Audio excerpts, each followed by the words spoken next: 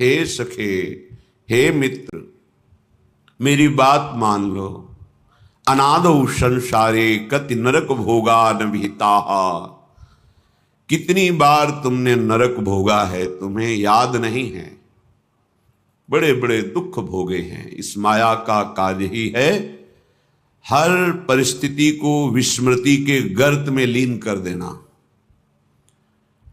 हमने बहुत बार नरक भोगा है। और कह रहे हैं कियंतो ब्रह्मेन्द्याद्यतुल सुख भोगाश्च न कृता। ब्रह्मा इंद्र आदि के ऐसे कोई सुख नहीं बचे जो तुमने ना भोगा हो, क्योंकि अनादौ संसारे, कब से सृष्टि हुई है कोई तिथि तारीख नहीं है।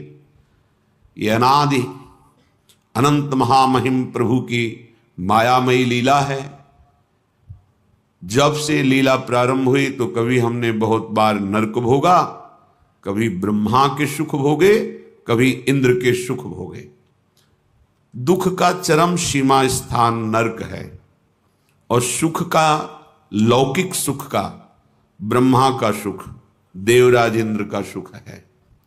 दोनों को श्रीपाद वर्णन कर रहे कि दुख भी चरम सीमा का भोगा और लौकिक माया रचित सुख भी चरम सीमा का, ब्रह्मा का, देवराज इंद्र का तुमने भोगा है। माया की विस्मृति में हमें याद नहीं। जैसे अभी इसी जन्म में मां के गर्भ में बड़ा दुख भोगा पर कुछ याद नहीं, माया ने विस्मृति के गर्त में लीन कर दिया। अब कह रहे हैं सावधान हो जाओ। तदास्मिन नेकस्मिन वपुषि सुख दुखे न गणयन।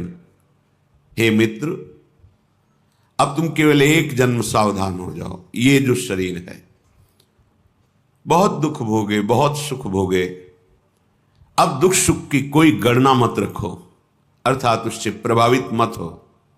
ये जीवन प्रभु को दे दो। सदैव श्री वृंदावन मखिल सारम भज सके।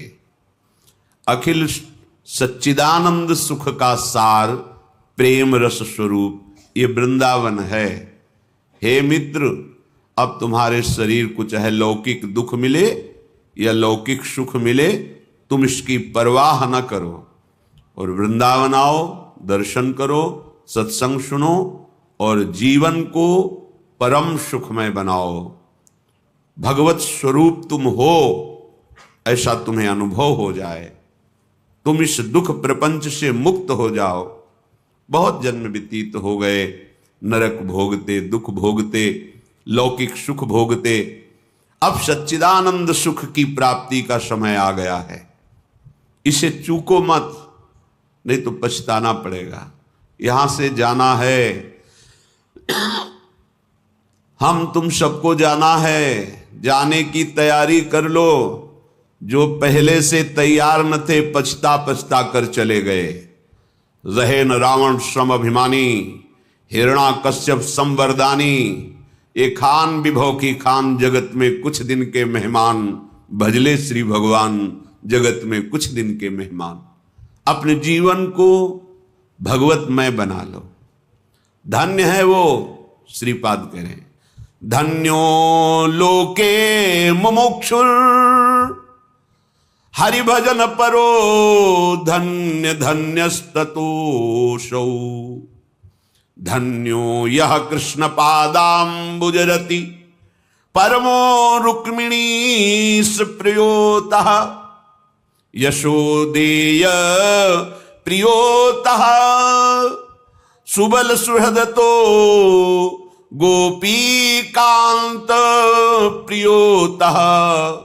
श्रीमद वृंदावनेश्वर्यति रस विवश राधका सर्वमूर्धनि। पहले श्लोक में बताया कि अब तुम इस मायामयी नाटक के दुख सुख में मत फंसो। तुमने बड़े से बड़े दुख भोगे हैं, बड़े से बड़े सुख भोगे हैं, हाथ कुछ नहीं लगा। एक जन्म तुम एन केन प्रकारेण, चाहे जैसी परिस्थिति हो, तुम वृंदावन का दर्शन करो। आकर वृंदावन के रसिकों की सभा में बैठ करके सत्संग सुनो और जीवन को भगवतमय बना लो। कैसे? बोले धन्य हो जाओगे। इस जगत में वो धन्य हो गया जिसके हृदय में ये बात आई कि मैं अब मुक्त होना चाहता हूं इस दुखों से। मुझे वो उपाय चाहिए जहां शारीरिक मानसिक किसी भी तरह का दुख स्पर्श न करे, कोई भी द्वंद्व हमें परास्त न कर पावे, कोई भी विकार हमारे हृदय को जला ना पावे, कोई भी भोग हमारे हृदय को विचलित ना कर पावे। मैं मुक्त होना चाहता हूं। इसे कहते हैं मुमुक्षता। ये बड़े भाग्य से कई जन्मों की आराधना से बात आती है। भगवान आदि गुरु शंकराचार्य जी ने तो कहा, हजारों जन्म की साधना के बाद किसी के हृदय में पैदा होती है मुमुक्षता। अब मैं मुक्त होना चाहता हूं, थक गया हूं। अब मुझे कोई भोग, कोई पद, कोई प्रतिष्ठा, कोई यश कीर्ति नहीं चाहिए। अब मैं इस माया जाल से मुक्त होना चाहता हूं। ये अंदर से बात आना, वाणी से कहना अलग बात होती है। हृदय में भारी व्याकुलता पैदा हो जाना, अब मैं मुक्त होना, मेरा क्या स्वरूप है, मैं क्यों भटक रहा हूं इस देह भाव को लेकर। ये बड़े भाग्य से आते हैं। पूज्यपाद शिवड़िया बाबा जी के हृदय में जब मुमुक्षता का स्वरूप जागृत हुआ, पहले कामाख्या देवी की आराधना करके विचार किया कि मैं ऐसा कुछ प्राप्त करूं जिससे जगत के गरीबों का दुख मिटा सकूं, जो दुखी जन है उनको सुख प्रदान करूं। जैसे महाराज युधिष्ठिर ने बटलोई सूर्य से प्राप्त की, ऐसे हम त्रिपुर सुंदरी भगवती से कुछ ऐसा प्राप्त करेंगे, तपोबल से जगत का दुख मिटा देंगे। लगे साधना में। फिर लगा कि बहुत जड़ चैतन्य पूरा जगत है, क्या बटलोई जैसी कोई वस्तु मिल जाने से हम पूरे जगत को दुख से बचा पाएंगे? देखो महापुरुषों का चिंतन क्या होता है। नहीं नहीं, इससे भी ऊपरती हो गई। नहीं नहीं, ठीक नहीं है। संन्यास ले लिया, दंडी सन्यासी हुए। फिर विचार हुआ, क्या इस तरह से भ्रमण करने से बात बन जाएगी? नहीं नहीं, तो दंड भी गंगा जी में विसर्जित किया, गुरुदेव से आज्ञा लेकी, अब मुझे ब्रह्मबोध प्राप्त हो। फिर सब प्रबल मुमुक्षता देखी, अनुमति दे दी। ठीक है, गंगा किनारे चलते चलते जहां कोई महात्मा मिलता प्रश्न करते, हमारा स्वरूप क्या है, कैसे बोध हो। ता वो वेदांत की बात बोले, हम आपके अनुभव की बात सुनना चाहते हैं। हमें सूखे चने चबाने होते तो हम चबा लेते, हमें आपका अनुभव चाहिए। कहीं संतुष्टता नहीं होती, क्योंकि इतनी प्रबल मुमुक्षता थी कि साधन पक्ष की भी बात नहीं रह गई थी। सीधे क्या है मेरा स्वरूप, शास्त्रीय सिद्धांत, आपका अनुभव क्या है। क्योंकि बहुत महापुरुष थे, उनके प्रश्न के आगे उत्तर सही टिकता नहीं। फिर चल देते। भ्रमण करते हुए तीर्थराज प्रयाग आए, स्नान किया और एक खंडहर देखा। जब तक ब्रह्मबोध नहीं हो जाएगा तब तक न पानी पीऊंगा, न भोजन पाऊंगा, न उठूंगा, न शौच, न लवशंका, सारी क्रियाओं को बंद कर दूंगा। और लेट गए एक खंडहर में, एकांत में लेट गए। 3 दिन 3 रात ऐसे कुछ अनुभव नहीं होगा। अब शरीर कितनी बड़ी मुमुक्षता, न लवशंका, न शौच, न हिलना, न डुलना। 3 दिन 3 रात लेटे रहे। भगवत प्रेरणा से कोई आया, उससे कहा थोड़ा शरीर को मालिश करो तो चलने लायक हो। फिर उठे, बोले अब क्या करूं। इसका मतलब अब मैं शरीर को नष्ट कर दूं, शरीर को त्याग दूं। ठीक है, लौकी का कमंडल था, फेंक दिया। ऊपर का अचला फेंक दिया। कूदने को हुए तो फिर वही विवेक, क्या शरीर त्यागने से ब्रह्मबोध हो जाएगा? फिर उससे भी वैराग्य। तो क्या करें? बहुत खिन्न। देखो कैसी मुमुक्षता होती है, कुछ अच्छा नहीं। जब प्राण त्यागने के लिए उतारू हो गए तो इससे, पर उसके लिए भी विवेक आदेश नहीं किया, क्या इससे ब्रह्मबोध हो जाएगा? नहीं। फिर व्याकुलता, लौट पड़े। शंकर जी का मंदिर एक प्राय होते ही गंगा किनारे, एकदम उनकी जो हृदय की स्थिति वो कोई मुमुक्ष ही जान सकता है। ऐसे डेहरी पे सर रखा और शिवलिंग पे चरण रखे। क्या करूं, हाय मचा हृदय में, कैसे मैं ब्रह्म साक्षात्कार करूं। तंद्रा सी आई, तो जब कोई इतना व्याकुल होता है तो भगवान व्याकुल हो जाते हैं, जो चाहता है वो प्रदान करने के लिए। भगवान नर नारायण आए और उनको उपदेश किया, बस उसी समय स्वरूप का बोध हो गया। अब उसकी 18 घंटे पद्मासन में, उसी अनुभूति में, एक ग्रास केवल अन्न पाना, 18 घंटे ऐसे विश्राम, घुटने टेक दिए, ऐसे गिरिवाल पद्मासन लगा हुआ है, यही विश्राम था। फिर मुमुक्षुता, ब्रह्मबोध, विशुद्ध तत्व ज्ञान, ये कोई खिलौना थोड़ी है कि खेल लो 2 मिनट हो गया तुम्हें ब्रह्मबोध, पढ़ लिया वेदांत तो हो गया तुम्हें ब्रह्मबोध। कह रहे धन्यो लोके मुमुक्षुर, जो मुक्त होना चाहता है इस संसार से, धन्य है वो, धन्य है। आगे कह रहे हरि भजन परो धन्य धन्यस्ततोषौ, उससे भी धन्य धन्य वो है जो एक बात निश्चय कर लिया, अब मुक्त हो चाहे ना हो, जन्म हो मरण हो, दुख हो सुख हो, इसकी कोई परवाह नहीं। अब तो रात दिन हरि शरणम हरि शरणम हरि शरणम हरि शरणम, अब तो भजेंगे हम, हमारा जीवन भजन है। फल क्या मिलेगा मुझे कोई मतलब नहीं। तो उसके लिए 2 बार कहा धन्य धन्यस्ततोषौ, उस मुमुक्ष से भी श्रेष्ठ इसका निश्चय हुआ कि अब एक श्वास भी हरि भजन से खाली नहीं जाएगी। कुछ भी हो जाए, चाहे जितना दुख मिले सुख मिले, सुख में भी नहीं भूलूंगा और दुख में भी नहीं भूलूंगा, जन्म हो मरण हो इसकी भी कोई परवाह नहीं, स्वर्ग नरक अपवर्गास नहीं त्रास है, अब बस जीवन का लक्ष्य भजन, धन्य धन्य हो गया वो। इसके बाद कहे धन्यो यह कृष्ण पादाम्बुज रति, वो और धन्य हो गया जिसने हरि के श्री कृष्ण रूप की उपासना में चित्त जोड़ दिया। श्री कृष्ण चंद्रजू हमारे स्वामी हैं, हम उनके चरणों के आश्रित हैं, ऐसी भावना उनसे भी धन्य है, क्योंकि हरि का प्रेम रूप, प्रेमावतार हैं भगवान श्री कृष्ण, लीला पुरुषोत्तम। प्रेम ही प्रेम, प्रेम की एक अपनी मर्यादा होती है, वो कोई और मर्यादा रहने नहीं देता। ये बाढ़ है, बाढ़, जो सरिता सावन जल उमगत सन्मुख सिंधु सिधारे, ये प्रेम है। जब अब उफान में आता है सब बहा ले जाता है, इसलिए प्रीति न काहू की कान बिचारे। श्री कृष्ण प्रेम लीला को बिना श्री कृष्ण कृपा के, बिना श्री कृष्ण प्रेम प्राप्त हुए समझा ही नहीं जा सकता है। इसलिए कह रहे हैं उस हरि भजन परायण से भी धन्य ये है जो श्री कृष्ण प्रेम वपु का दासत्व स्वीकार करके श्री कृष्ण रति में हा प्राणोल्लभ, हा जीवन धन और उनके चिंतन में मगन है। परमो रुक्मिणीश प्रियोतः,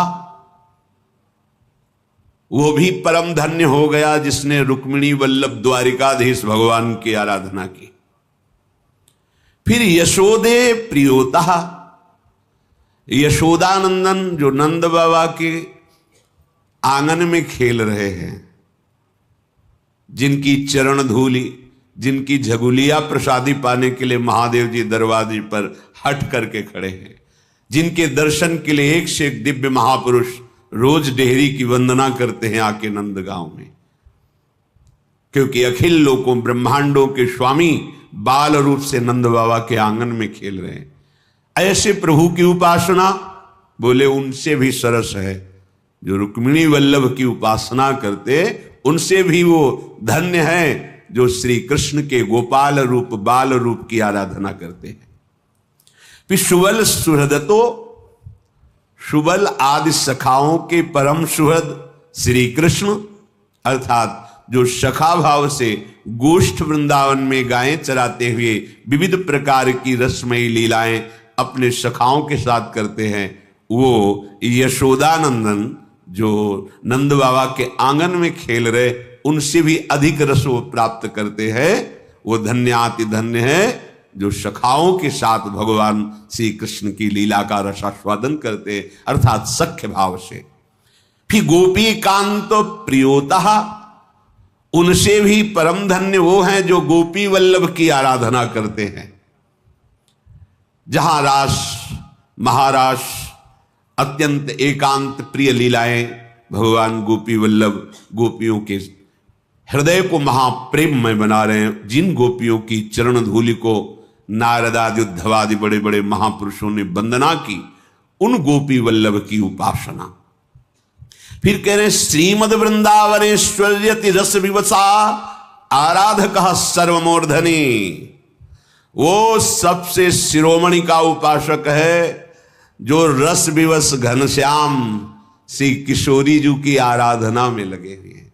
भ्रकुट निर्जित मदन मंद सस्मित बदन किए रस विवश घनश्याम पिय गोरी। ये रुचिर राजत बधू कानन किशोरी। निर्तन भ्रकुटी बदन अंबुज मृदु सरस हास मधुबोलन अति आसक्त लाल अली लंपट बस कीन्हे बिनु मोलन बन की कुंजन कुंजन डोलन। आतुर अति अनुराग विवश हरि धाई धरत भुज मूल। आतुर अति अनुराग विवश हरि धाई धरत भुज मूल। ये जो स्वरूप है नव कनक चंपकावली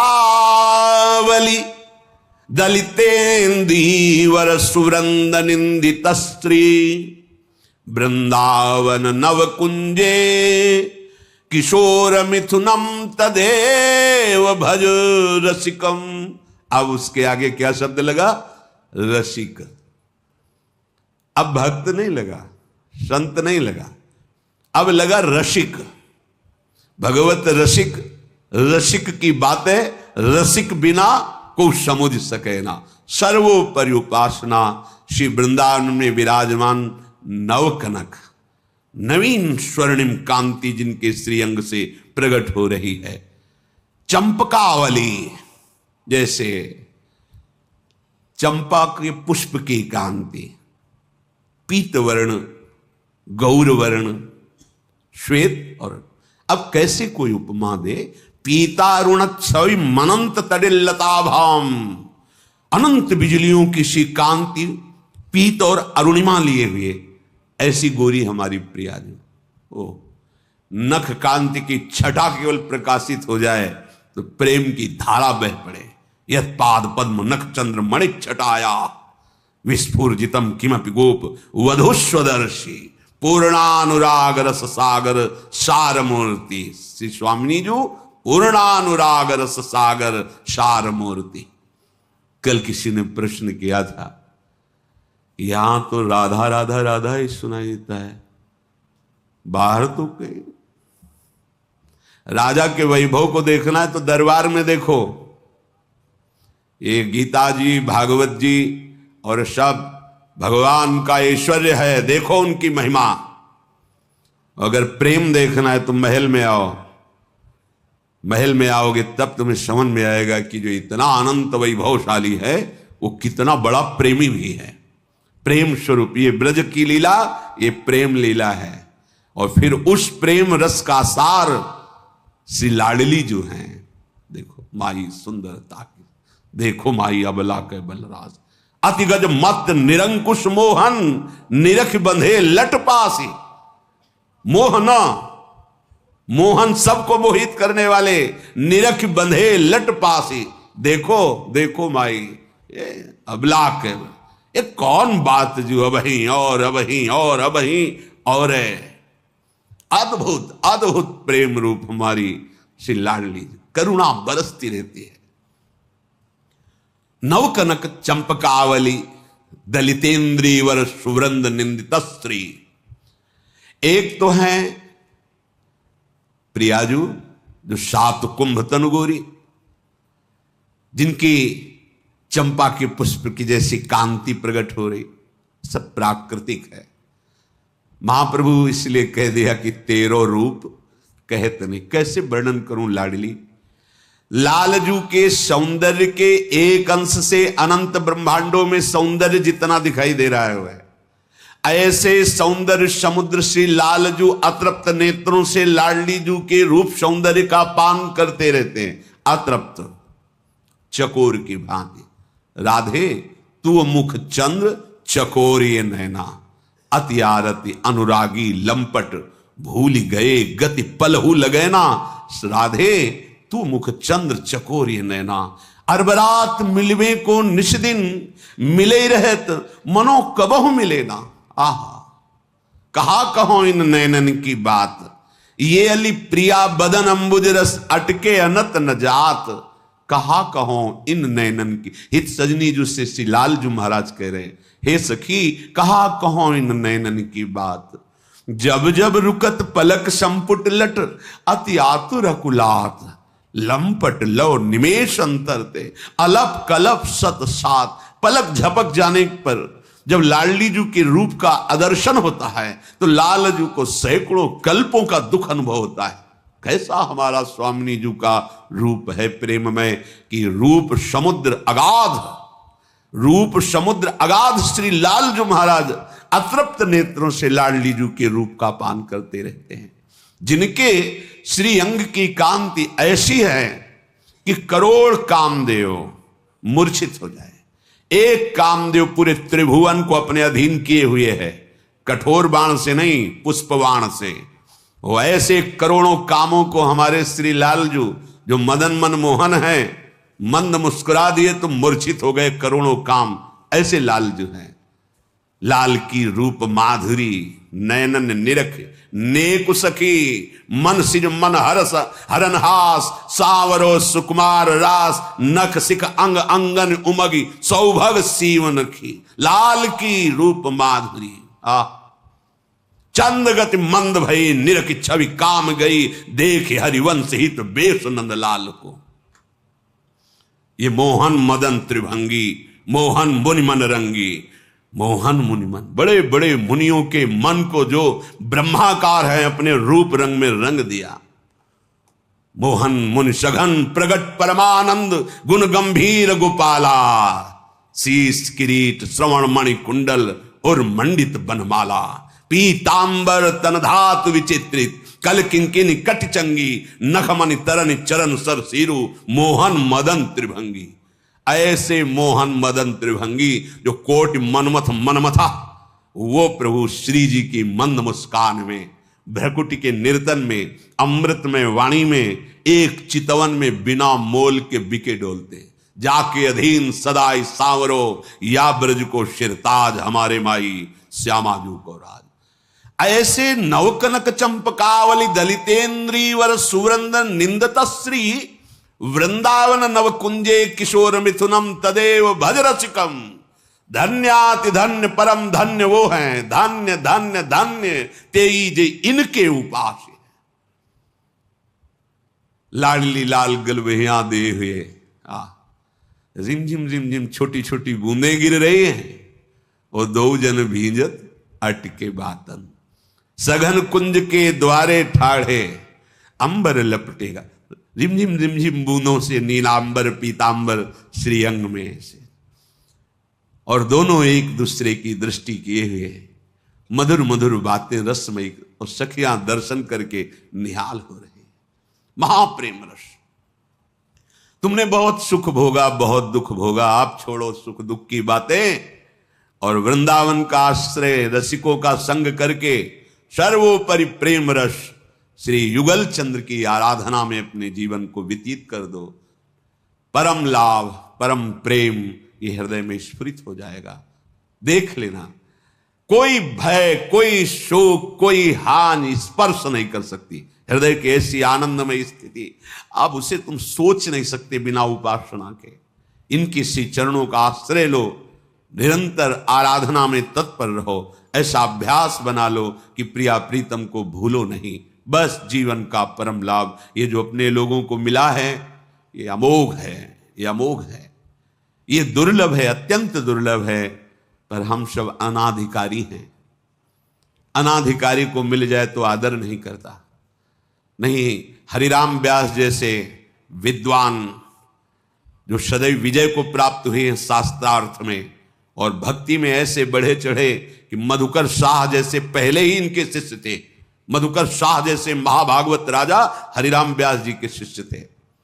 वो मांग रहे हैं, हे हरि हम कब हुए हैं ब्रजवासी। हे हरि मुझे कभी ब्रजवास दे दो, वृंदावन वास दे।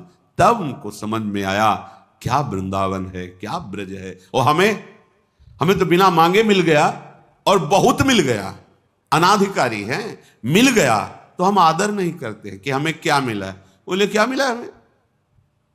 तुम्हें मंत्र मिला, उपासना मिली, मनुष्य शरीर में श्रीधाम वृंदावन आने को मिला, बैठने को मिला, उपासना का भाव जिससे आप परम पद से भी बढ़कर प्रेम पद के अधिकारी हो सकते हो। अभी लाडली जी की तरफ से तुम्हारे को जो मिला है उसको तुम अनुभव कर लो तो नाच पड़ोगे। पर वही है कि जैसे एक गरीब आदमी को हीरा मिल जाए, वो तो बेचारा एक कांच समझकर पाए रतन चिन्ह्यो नहीं, दीन्ह्यो करते डारी, ये माया श्री कृष्ण की मोहो सब संसार। इसलिए बहुत कृपा है हमारे ऊपर, अब हम उस कृपा का आदर करें।